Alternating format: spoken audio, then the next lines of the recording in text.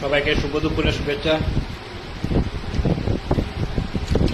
আজকে তো কোনো কাজ টাজ নাই আমার, কারণ গতকালকে একটা প্রোগ্রাম করে এসেছি অন্নপ্রাশন। তারপরে কালকে রাতে আমার নাতিনের ঘরের পত্নীর বার্থডে আসলো। আমি এই বয়সে পত্নীও পাইছি, কত ভাগ্য।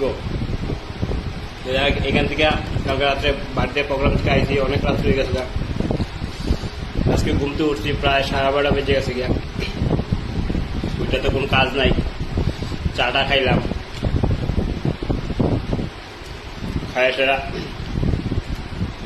আরেকবার ঘুমাইলাম। এখন বেলা প্রায় 2টা বাজে, উঠলাম। ওই আগে বাট্টা খাই রে, বাট্টা খাইয়া পরে স্নান টান করবো।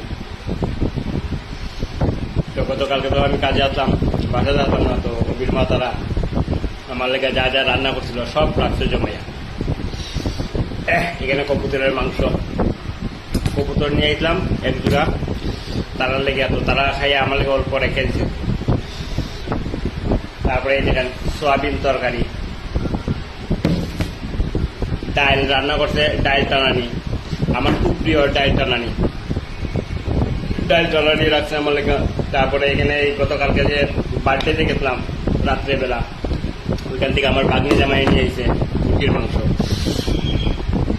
এত কিছু রান্না কি করে খাইবো? তো যাই হোক, আমি ডাইল টানানি দিয়ে খাইতেছি এখন, আর পরে স্নান টান করে আইয়া পরে আরেকবার খাইবো। সবাইকে শুভ দুপুরের শুভেচ্ছা রইল।